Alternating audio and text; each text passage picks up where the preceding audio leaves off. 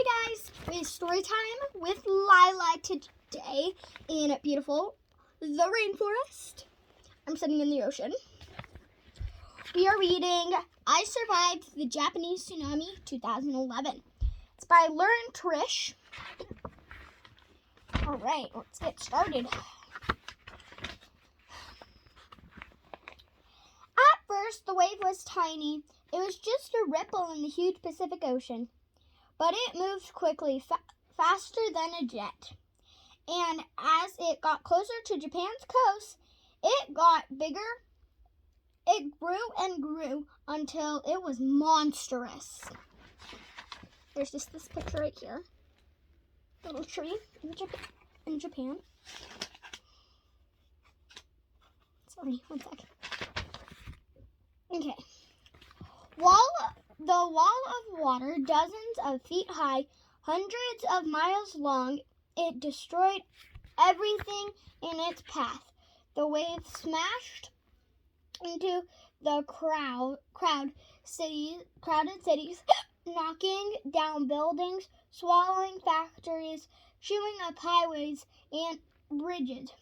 It washed away beautiful villages, flattering pine forests, and turning rice fields into seas of mud and garbage. In quiet fishing towns, boats tumbled like dice into the streets, smashing into shops and homes.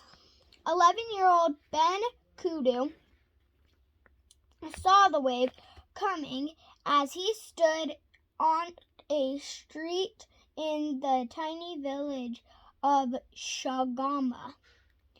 At first, it looked to him as if a cloud of smoke was rising up above the ocean, but it was a ship on fire.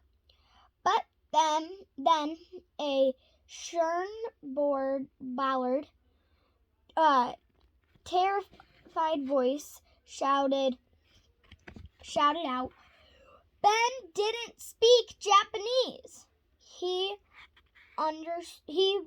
But he understood the word tsunami. Seconds later, the huge foaming black wave crashed into the shore. Ben and his family thought they could race away from the wave in a car, but the water caught them, and suddenly Ben was all by himself. The wave grabbed Ben and shook him underwater. The churning water twisted him tore at him, spun around like a bird caught in a tornado. Tenor screamed through his body. He was drowning. He fought with all his might, but the water wouldn't let him go. It was a thought he was in the jaws of a furious monster, and there was no escape. Chapter 2.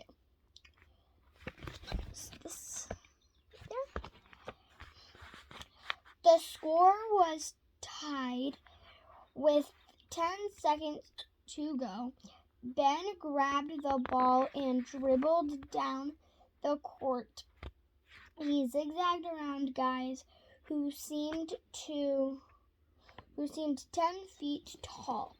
The crowd cheered as usual. Dad's voice rose up above the rest. "You can do it, Ben!" The clock was counting down. 4, 3, 2. Ben shot the ball, It sailed for the basket and hung in the air. Ben's eyes flew open. He sat straight up in bed, with sweat, breathing hard. It took him a few seconds to remember that he wasn't at home in California. He was at his uncle's house in the tiny village of Shagamaha, Japan. His 5-year-old brother, Harry, had been asleep next to Ben. Now Harry was up too. Scary dream? Harry asked, putting his little hand on Ben's clammy back.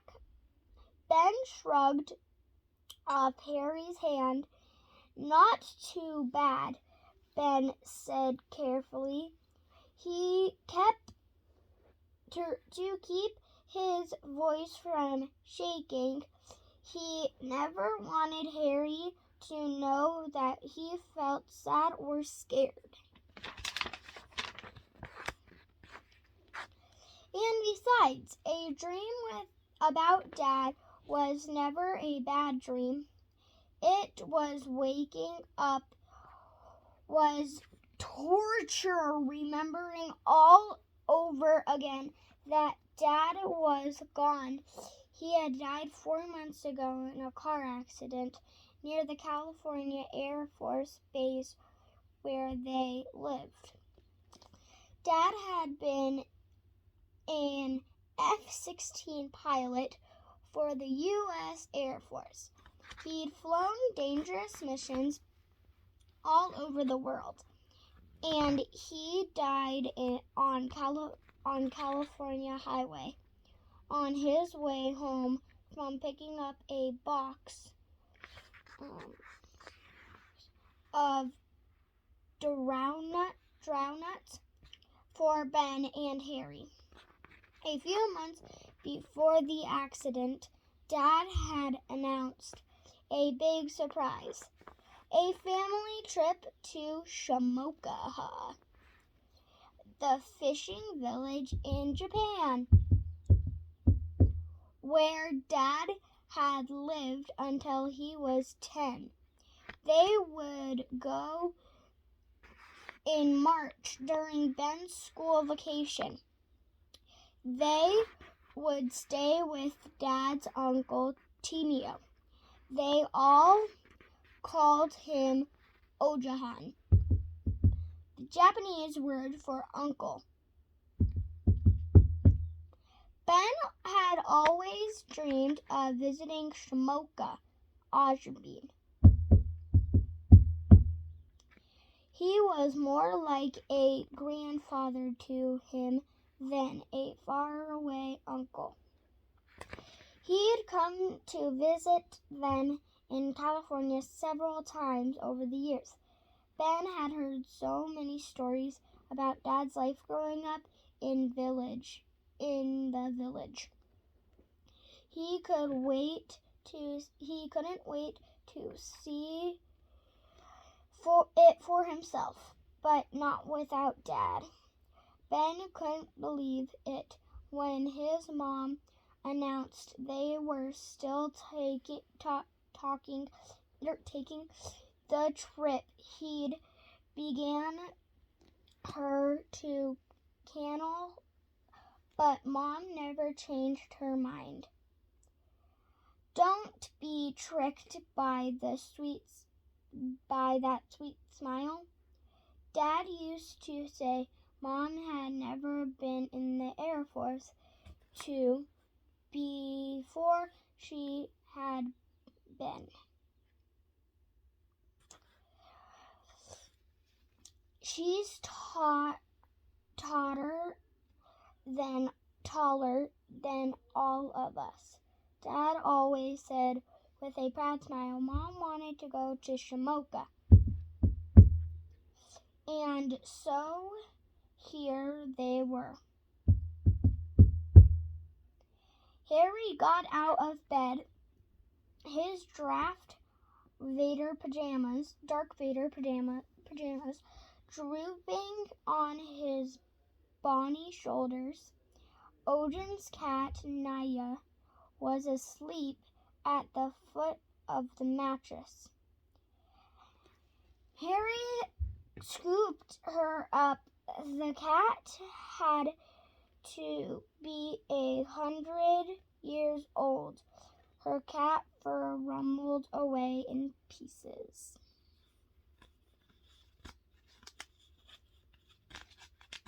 Sorry, guys.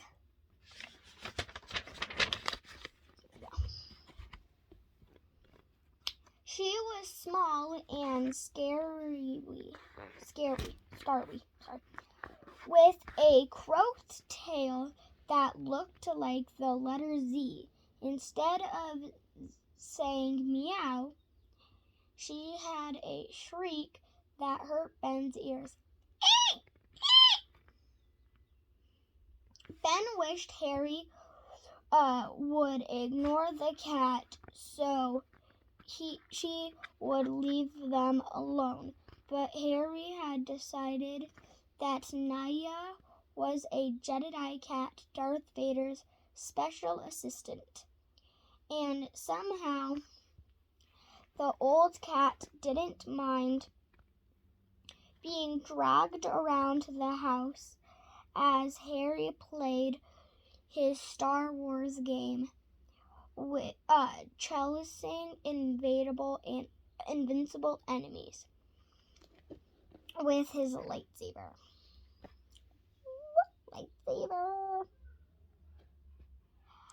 Now Harry rubbed his cheek against Lyah's head and looked at Ben with his bright eyes.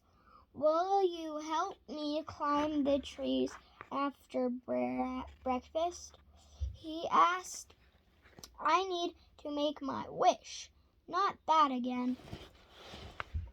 One of the stories Dad told about Shamoka was that the cherry trees were magic. If you climbed the top of a tree, Dad said you could make a wish. Make a wish.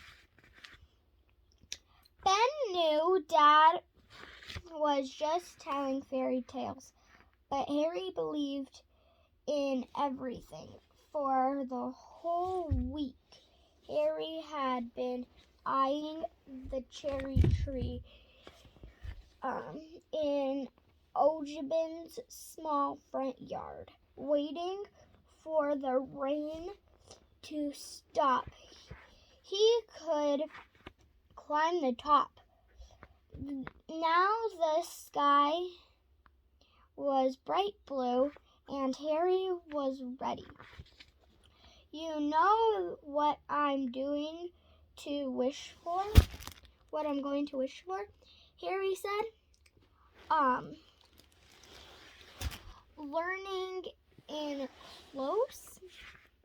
Leaning in close. His coppery eyes sparkled. I'm going to wish for Daddy to come back to us. The words hit Ben right in the throat. Harry, he said sharply, you know Dad is gone and you can't bring him back. Tears sprang to Harry's eyes. You'll see, he cried, turning and running out of the room with Lylah tight in his arms. Suddenly, Ben was crying too. He stood up quickly, angrily wiped away his tears, and as he pulled himself together, Ben had to talk like Dad. During Dad's last tour in Afghanistan, when Ben was a baby, the emerge of Dad's F-16 explosion.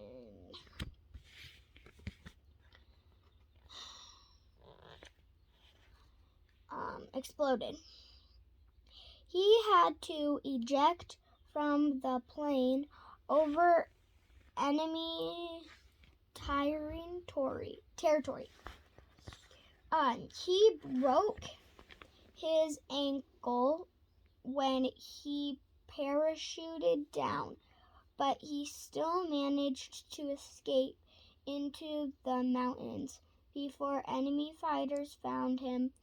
For 6 days, he hid in a cave until he was finally rescued by a helicopter filled with U.S. Marines. Ben could picture Dad standing in the darkness with steady eyes, never once stopped to moan or cry. And that's how Ben was determined to be. He went to find Harry. He guessed there was no harm in helping him climb a tree, but Ben was too late. He was walking toward the kitchen door when he heard Harry scream. I ran out, and there was a little brother lying in the heap under the cherry tree. He was covered in blood. These are the pictures. See, that's him jumping out of the parachute, and then that's him in the cave, and that's the Marine people catching him.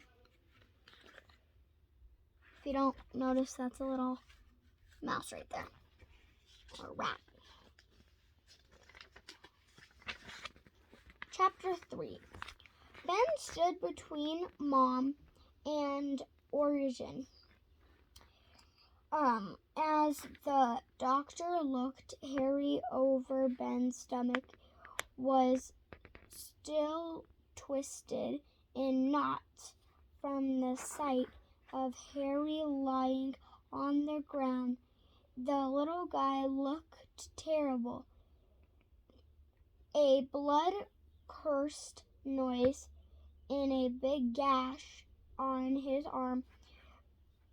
But as battered as he looked, he wasn't so badly hurt. He seemed that the branches of the tree had slowed Harry's fall before he hit the dirt, and the ground was soft from all the rain. The doctor, his name was Dr. Sato, checked Harry over very carefully. When he was finished, he put his hand on Harry's head. "You must be made from rubber, Harry," he said in perfect English. "Did you bounce when you hit the ground?" "I think so," Harry exclaimed. This made them all laugh, even Ben. The sound that came out of his mouth surprised him. It had been so long since he'd heard it. "I just need to fix up a little cut on your arm," Dr. Sato said. It will just take a few stitches." "Oh, no!" screamed Harry. "Show Harry the cobra," and he'd smile and reach out and pet it. But it intense needle sent him into fits of total panic. Dr. Santo was going to get anywhere near Harry. Ben was sure. Mistress. Also, I want to tell you guys that I'm so happy that you joined Storytime with Lylah. Except it turned out Dr. Santo was a genius. Miss Condio, Dr. Santo said to Mom, raising his voice above Harry's screams. It is true that Darth Vader has a scar on his arm. Harry stopped crying. Yes, Mom said, putting on a serious face. Isn't that right, Ben? Totally, Ben answered, trying not to smile. He got it in a lightsaber fight. Then they all looked at Harry, who finally took a deep hit-chopping breath. Paige, go away now. I'm trying to film, okay? I will play with you in a minute, okay? Just get out of my room. They piled on Origin's little car and headed back to Shimoka. The road was narrow and curved around the high rocky cliffs. Out of one window, Pacific waves crashed against the wall of craggy rocks. On the other side, the view stretched across the rice field to the mountains, which towed up the clear blue sky. Daddy was right, Mom said. I think this is the most beautiful place on earth. You should stay longer, Origin said. Oh, sorry. Guys, there's a photo right here.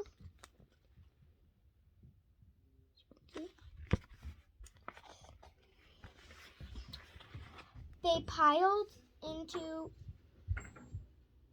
Go away. They piled onto Origin's little car. Oh, wait. Sorry, I already said that. Go away, Paige. I want to, shouted Harry. Not Ben. He was glad they were leaving in 2 days. He'd miss Origin, but being here had turned Ben all soft. He'd been dreaming about Dad every night, thinking about them all the time. Back home, go away. Back home, sorry guys, my cousins are here and I'm sorry. Back home, Ben managed to keep his mind clear. It wasn't easy. He'd given up basketball, even quieting the travel team. He'd worked so hard to make hoops and been their game. Ben and Dad's after the accident. Just the sound of a bouncing ball would hit Ben in the chest like a bullet.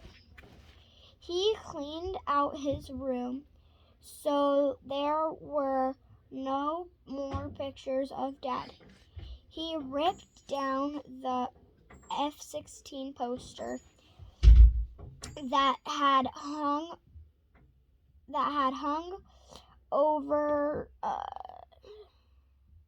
over his bed. When Mom knocked on his locked door, Ben said he was doing homework. When Harry wanted to play, Ben told him go away. That's really sad. Like, guys, you would never do that to your siblings, right? Sometimes It seemed that Ben had turned his room into a cave of dark space, like where Dad hid after he was shot down in Abruzzia. Yeah, it was lonely in there sometimes, but at least in his cave, Ben felt safe. Alright guys, I have to stop here. Bye-bye!